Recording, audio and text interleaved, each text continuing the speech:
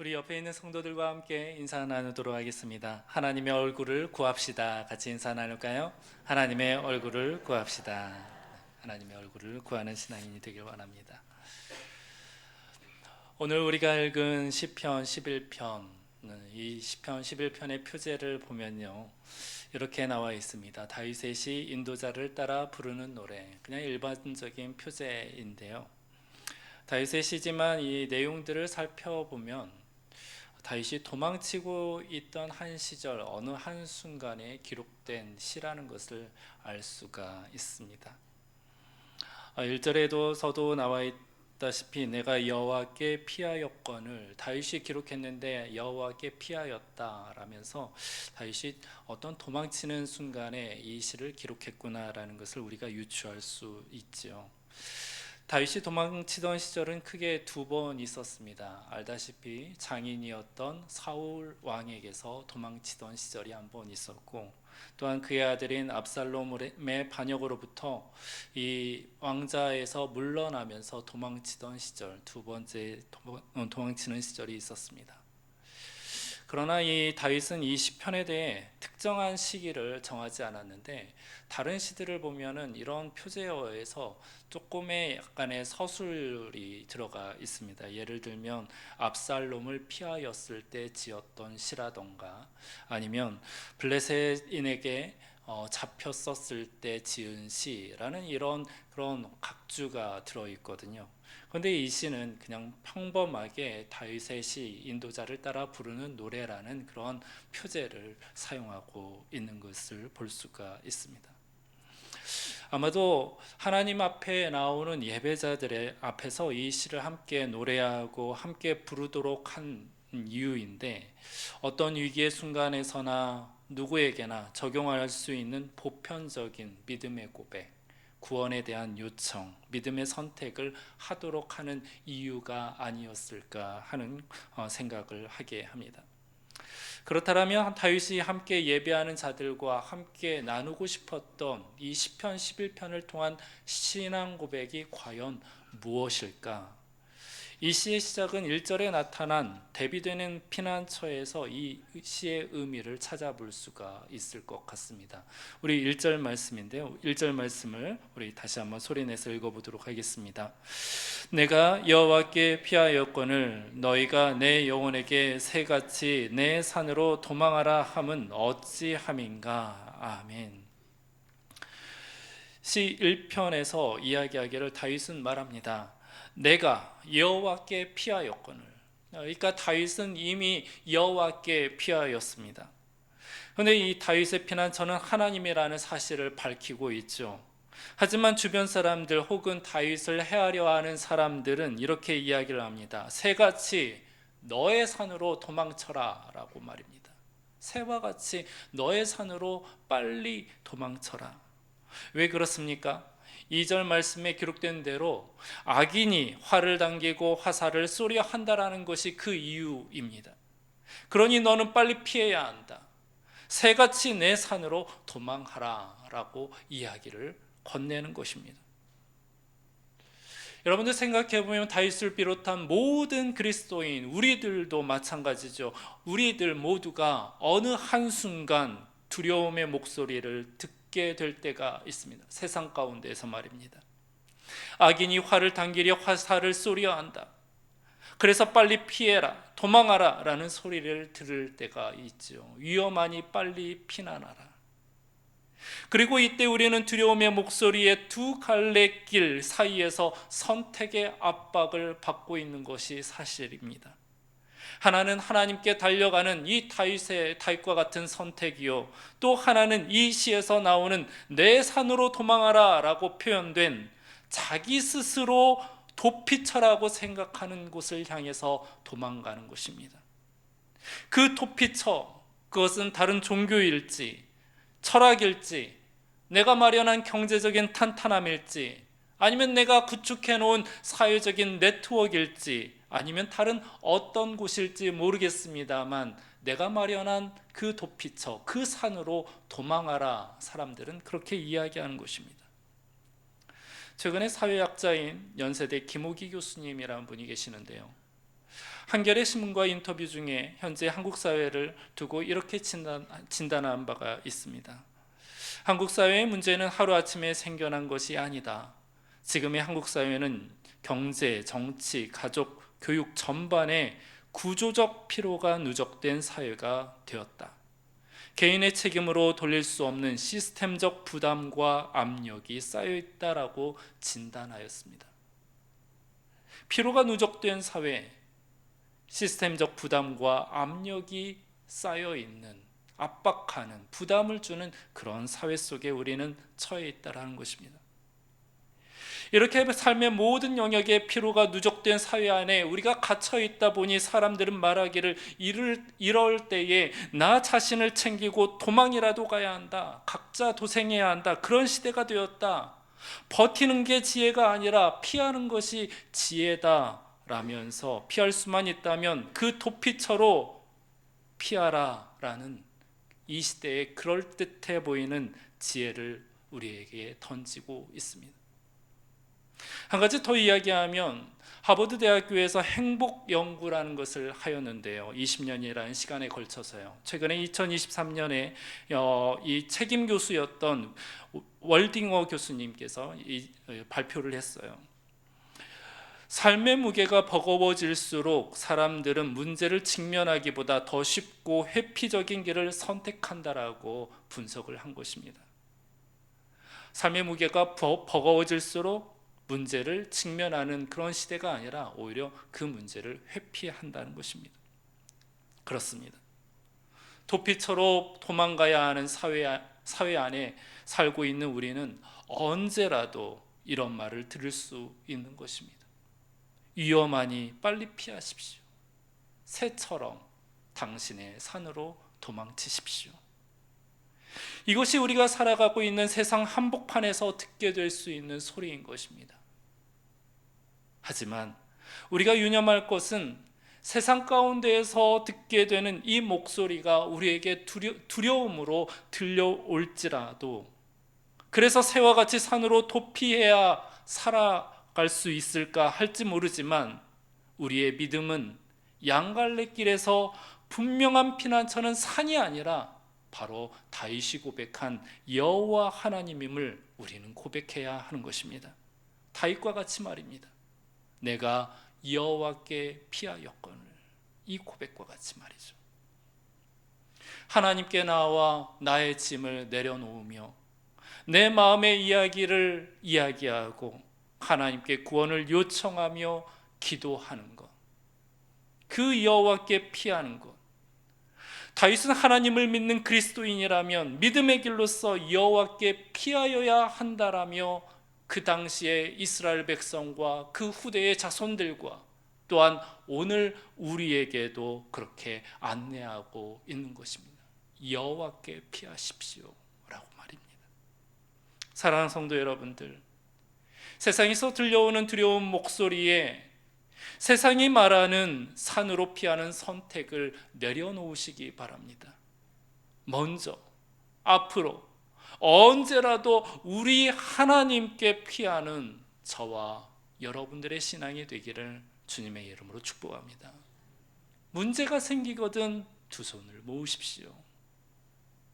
내 앞에 가려진 장막이 있거든, 장애물이 있거든 하나님을 떠올리십시오. 내 마음이 갑갑하거든 하나님 이름 그 석자를 부르십시오. 그것이 바로 하나님께 피하는 길입니다. 피하는 선택입니다. 그렇다면 다윗은 그 두려운 상황, 세상이 두렵다 그렇게 이야기하고 선전포고하는 그런 상황 가운데 어떠한 이유를 갖고 피할 수 있었을까? 그 이유에 대해서 4절 말씀에 우리에게 설명하고 있습니다. 4절 말씀을 우리 다시 한번 소리내서 읽어보도록 하겠습니다. 여호와께서는 그의 성전에 계시고 여호와의 보좌는 하늘에 있으며 그의 눈이 인생을 통촉하시고 그의 안목이 그들을 감찰하시도다. 아멘. 여호와는 그의 성전에 계시고 여호와의 보좌는 하늘에 있다. 다윗의 시선은 현실을 향하지 않았습니다. 현실의 어려운 상황, 악당들이 자신을 향하여 활시위를 당겼던 그 모습, 포위되었던 그런 모습, 그 현실에 자신의 시선을 두지 않았습니다. 다윗의 시선은 바로 보좌에 계신, 하늘에 있는 이 보좌에 계신 하나님께 모아져 있습니다. 유명한 명설교가인 스펄전 목사님은 이 구절을 두고요 이렇게 말씀하였는데요, 한번 들어보십시오. 세상의 터는 흔들릴지라도 하나님의 보좌는 흔들리지 않는다라고 말씀하였습니다. 세상의 터는 흔들릴 수 있습니다. 3절 말씀처럼 말입니다. 세상의 터는 흔들릴 수가 있어요. 내가 믿고 있는 터, 내가 구축한 터, 쌓아 올린 그 많은 터들은 흔들릴 수가 있어요. 하지만 하나님의 보좌는 절대 흔들리는 법이 없는 것입니다. 그렇습니다. 사람들은 말하기를 3절 말씀과 같이 터가 무너졌다 라고 말합니다. 그래서 도망가라 라고 말하죠. 길이 없다라고 말합니다. 그러나 다윗은 고백하기를 다른 방향의 신앙 고백을 우리에게 내뱉고 있습니다. 알리고 있습니다. 선포하고 있습니다. 나는 보좌를 보고 있노라. 현실은 무너지는 것 같아도 하나님은 여전히 저 보좌에서 통치하시고 계신다라는 신앙 고백을 우리에게 들려주고 있는 것입니다. 때문에 다윗은 본 시편 안에서 하나님의 통치에 관한 표현을 계속적으로 반복하며 강조하여 우리에게 들려주고 있습니다. 4절과 5절에 나타난 것과 같이 여호와의 보좌는 하늘에 있으며 그의 눈이 인생을 통촉하시고 그의 안목이 그들을 감찰하시도다. 여호와는 의인을 감찰하신다라며 계속적으로 강조하고 있음을 보게 됩니다. 1절부터 7절밖에 되지 않는 이 시 가운데 다윗은 바로 이 중간 부분에서 하나님께서 저 하늘 보좌에서 우리의 인생을 감찰하시고 살피신다라는 내용을 계속적으로 강조하는 그런 모습이 바로 이 시대의 특징이라 할 수가 있는 것입니다. 하나님께서 보좌에 앉으셔서 모든 상황들을 굽어 살피시며 바라보신다. 이것이 왜 이렇게 중요할까요? 여러분들 아마 다들 잘 아시는 주만 바라볼지라 라는 찬양, 이 찬양들 다 아실 것입니다. 이 찬양을 제가 처음에 듣게 되고 경험한 때가 대학교 시절이었는데, 그때 당시에 이제 동아리 연합수련회 때 제가 CCC를 활동했었는데요, 연합수련회 때문에 홍천으로 올라갔었어요.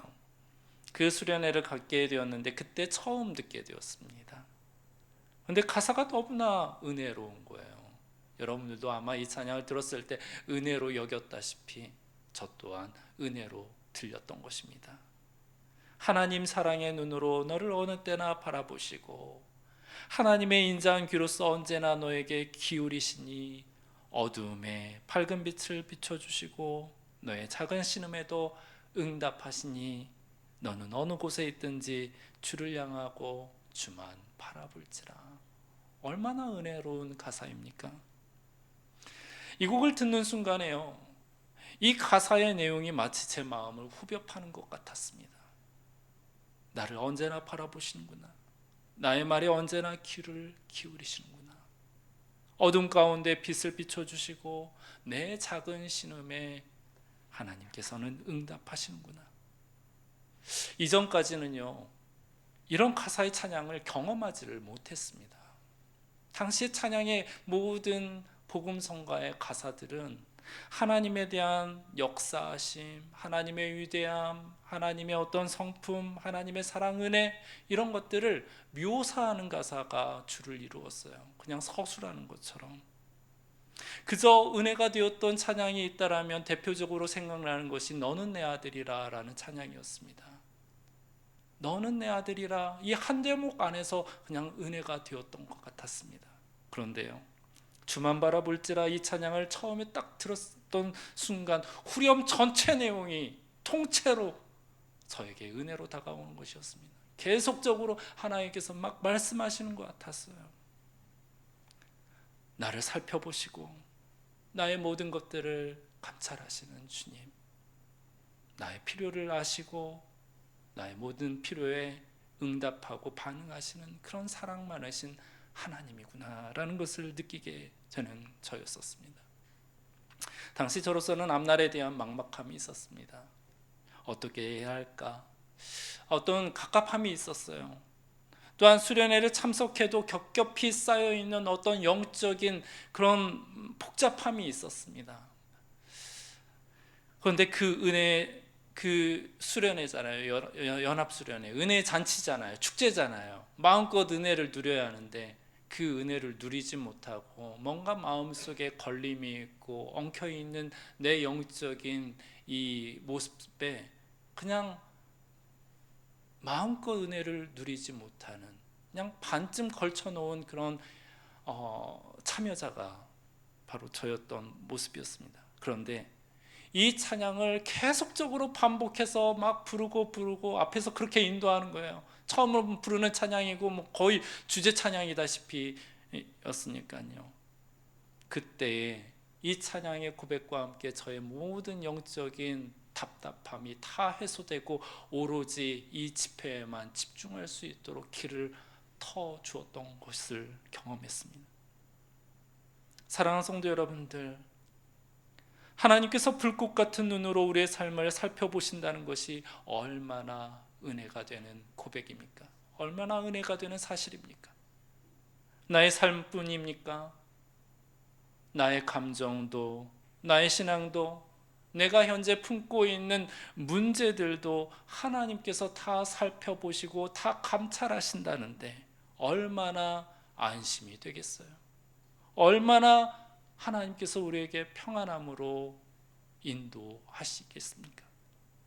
말씀과 같이 여호와의 보좌는 하늘에 있으며 그의 눈이 인생을 통촉하시고 그의 안목이 그들을 감찰하시도다. 여호와는 의인을 감찰하시고, 이 한 말씀에 우리 모두는 얼마나 위안을 갖게 되게 합니까? 비록 버러지와 같은 우리일지라도, 비록 탕자와 같이 추한 모습으로 하나님 앞에 나왔을지라도 하나님께서는 우리 한 사람 한 사람을 기억하시고 우리의 삶의 모든 것들 가운데 필요한 것들을 제공하시고 위로하시며 힘을 주시고 격려하시는 그러한 사랑의 하나님임을 우리는 몸소 체험하지 않았습니까? 비록 세상에서 들려오는 터가 무너졌다 하며 어서 새같이 산으로 도망하라 라는 두려움의 소리가 울려 퍼질지라도 하나님께서 우리 각 사람을 살펴보심에 우리의 마음이 좌로나 우로나 치우치지 않는 이유가 바로 여기에 있는 것입니다. 하나님께서 우리를 살펴보시는 것, 우리는 이 사실을 믿어야 할 것입니다.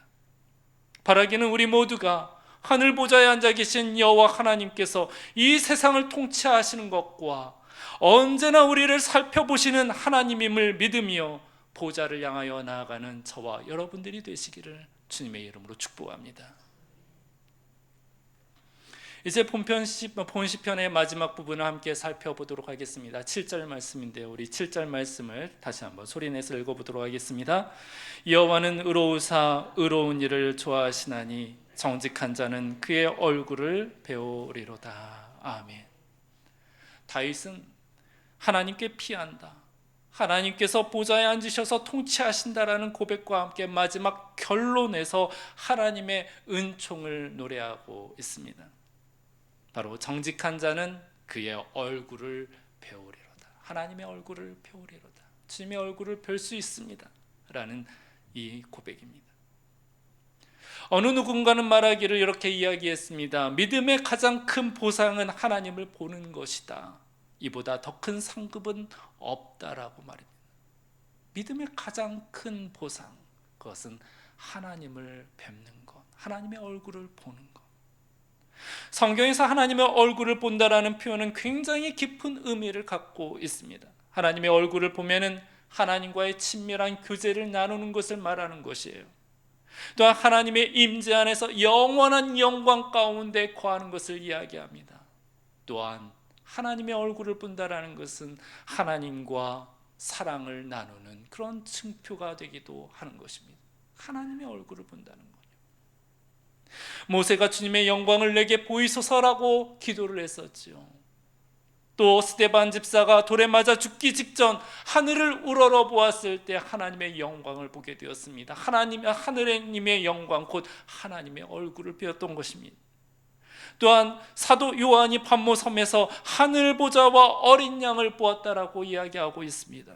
이들 모두는 하나님의 얼굴을 사모했던 자들이요, 하나님의 얼굴을 봄으로써 의심의 안개가 거쳐지고 믿음의 확신으로 서게 된 자들이었습니다. 승리의 자리에 서게 되었으며 하나님의 살아계심과 함께 하나님과의 연합과 사랑의 그 자리에 함께한 자들이었습니다. 좀 전에 제가 주만 바라보지라 이 찬양에 대한 저 개인에 대한 그런 경험담을 여러분들에게 함께 나누었는데, 제 2탄의 이야기를 다시 한번 들려드리도록 하겠습니다. 사실 이 찬양의 은혜가 되는 부분은 바로 이 곡을 작사 작곡한 박성호 집사님, 지금 현재는 목회를 하고 계세요. 목사님이신데 이 목사님의 간증 부분인데, 이 간증이 이렇습니다. 한번 들어보시기 바랍니다. 1985년 당시 집사님의 나이는 24살이었대요.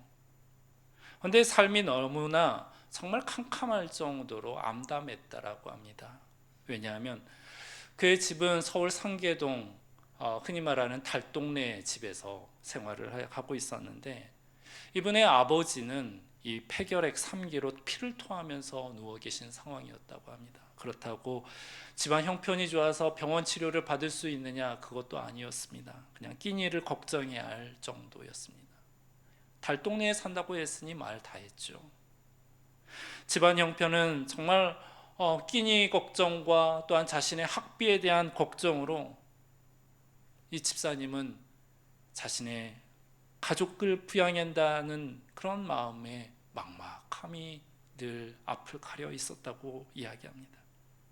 집사님 당시 교회 성가대를 지휘하고 있었는데요, 늘 이제 성가 앞뒤 연습 혼자 있을 때에 피아노 습관처럼 피아노에 앉아서 그냥 피아노 치면서 하나님 앞에 푸념을 늘어놓듯 기도를 했다고 합니다.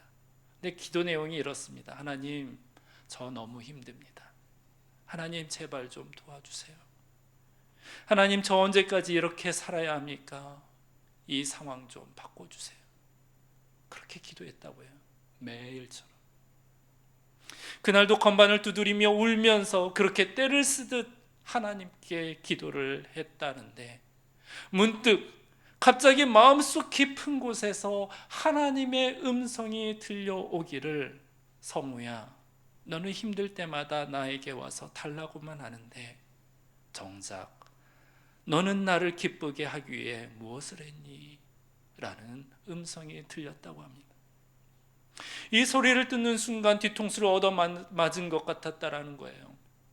생각해보니 돈이 있어 하나님께 헌금을 많이 한 것도 아니고, 또한 건강한 몸으로 많은 시간을 할애해서 교회 봉사를 한 것도 아니었다고 합니다. 생각해보니까 늘 하나님 앞에 푸념을 내려놓기를 늘 힘들다, 어렵다, 불평만 늘어놓고 달라고만 했던 그 모습이 너무너무 그 순간 부끄럽게만 느껴졌다라는 것입니다. 그러던 그때 하나님께서 한 가지 깨달음을 이 집사님에게 주셨는데, 돈이 드느냐 힘이 드느냐, 내가 고개를 들어 나를 바라보는 것, 전심으로 나를 의지하고 바라보는 것, 그것이 나를 가장 기쁘게 하는 것이란다라는 그러한 깨달음이었습니다. 나를 의지하고 바라보는 것. 그렇구나. 내가 비록 가난하고 힘들어서 아무것도 해드릴 수 없지만 주님을 바라보는 것, 그 마음 하나 내가 드릴 수 있겠구나 라면서 눈물 흘리면서 그 자리에서 써내려간 곡이 바로 주만 바라볼지라 라는 곡이랍니다. 이 곡의 시작이 이렇죠. 하나님의 사랑을 사모하는 자, 하나님의 평안을 바라보는 자, 너의 모든 것 창조하신 우리 주님이 너를 얼마나 사랑하시는지, 주의 자녀 삼은 너는 어느 곳에 있든지 주를 향하고 주만 바라볼지라 라는 가사이죠. 사랑하는 성도 여러분들, 하나님을 믿는 그리스도인은 그의 얼굴을 배우리이다. 7절 말씀과 같이 그의 얼굴을 배우리로다 라는 이 약속을 향하여 선택하고 걸어가는 사람들임을 말하는 것입니다. 그래서 오늘도 우리는 어디에 있든지 주님을 향하고 주만 바라보며 주님의 얼굴을 구하는 성도로 살아가야 하는 것입니다. 바라기는 우리의 시선이 하나님을 향하고 하나님의 얼굴을 구하는 자로 살아가기를 소망합니다. 하나님의 얼굴을 보는 축복을 사모하여 우리의 기도 제목이 하나님의 얼굴을 구하는 자이기를 바라고, 또한 하나님의 미소와 하나님의 영광 앞에 서는 거룩한 신앙인으로 서는 그러한 하나님의 복된 자가 되기를 바란다는 기도의 제목으로 나가는 저와 여러분들이 되시기를 주님의 이름으로 축복합니다. 이 시간 함께 말씀을 갖고 함께 찬양하며 나가기 원합니다. 방금 우리가 함께 들었던 주만 바라볼지라, 우리가 다시 한번 고백하면서 하나님 주님의 얼굴을 구하는 이 시간이 되길 원합니다. 하나님만을 바라봅니다. 우리의 형편을 아시는 하나님께서 우리의 모든 것들을 아시는 줄 믿습니다. 믿음의 고백으로 이 시간 하나님께 찬양하며 나가도록 합시다.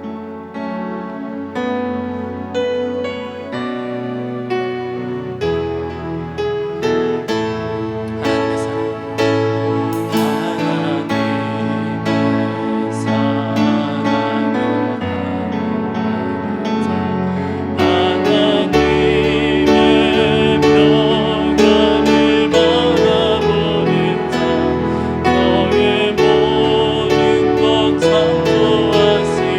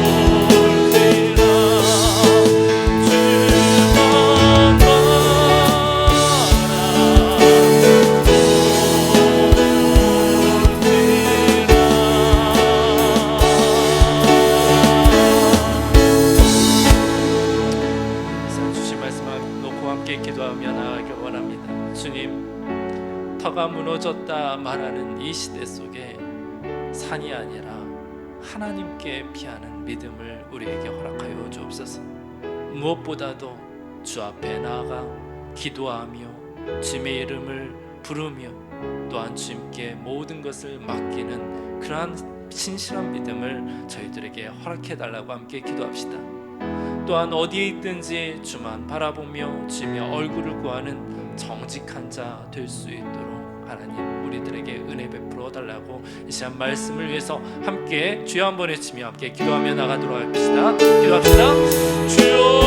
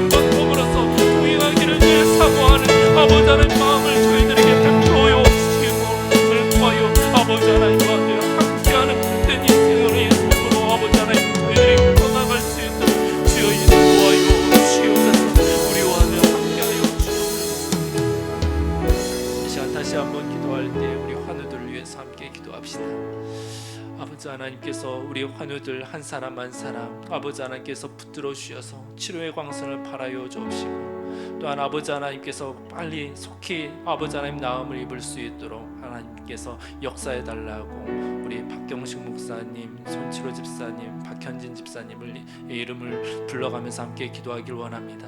또한 교회를 위해서 기도하기를 원합니다. 연말 아버지 하나님께서 이 연말을 보내는 이 가운데 아버지 하나님 여러 행사가 있지만 이 행사들 하나하나 정말 우리가 의미 있게 잘 기획하고 또한 우리 안에 정말 기쁨의 잔치, 축제의 잔치가 될 수 있도록 이 연말의 시간을 잘 보낼 수 있도록 하나님께서 친히 이끌어 달라고 이 시간 다시 한번 주여 한번 외치며 함께 기도하며 나가도록 하겠습니다. 기도하겠습니다. 주여 은혜와 사랑을 받으신 여호와 아버지 하나님, 아버지 하나님 이 시간 간구하옵는 것은 우리 중에는 연약한 이들 예수님 아버지 하나님 또한 병으로 말미암아 아버지 하나님 하나님의 도움을 구하는 이들이 있사오니 아버지 하나님 우리 박경식 목사님을 주님께서 풀어 주옵시고 아버지 하나님 박현진 집사님을 아버지 하나님께서 품어 주옵시고 손치로 집사님을 아버지 하나님께서 붙드시사 아버지 하나님 모든 아버지 하나님 질병과 아버지 하나님 병으로 말미암아 아버지 하나님 정말 싸워야 하는 이 시기 가운데 주님께서 동행자가 되어주시고 친구가 되어주시고 아버지 하나님께서 치료자가 되어주셔서 아버지 하나님 모든 상황 가운데 아버지 하나님 치료와 나음을 주시는 여호와 하나님을 경험할 수 있는 복된 시기가 될 수 있도록 아버지 하나님께서 역사하여 주시옵소서.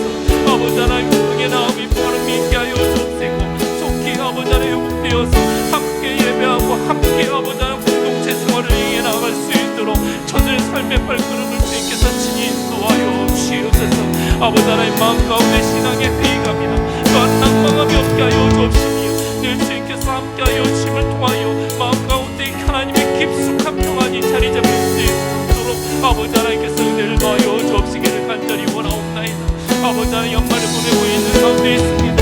아버지 각 성도들의 마음과 삶을 주님께서 주장 인도하여 주옵시기를 원하오니 아버지 하나님 분주함에서 벗어나 아버지 하나님 순간순간마다 의미 있는 삶을 살아가게 하시고 복된 삶을 살아가게 하여 주옵시고 아버지 하나님 모든 시간마다 아버지 하나님 은혜로운 아버지 하나님 시간을 보낼 수 있도록 우리 성도님들의 아버지 하나님 모든 삶의 일정 가운데 주님께서 함께하여 주시옵소서. 또한 교회 또한 아버지 하나님께서 붙들어 주옵시되 아버지 하나님 연말을 아버지 하나님 계획하는 여러 행사들 가운데 아버지 하나님의 은혜로 덧입혀 주셔서 우리 안에 기쁨의 축제 또한 아버지 하나님 우리 안에 아버지 하나님 기쁨의 시간이 될 수 있도록 아버지 하나님께서 모든 시간들을 주장 인도하여 주시옵소서. 모든 것들을 주님께 의탁하오니 하나님께서 친히 이끄시고 우리의 아버지 하나님 영광을 잡아주시옵소서.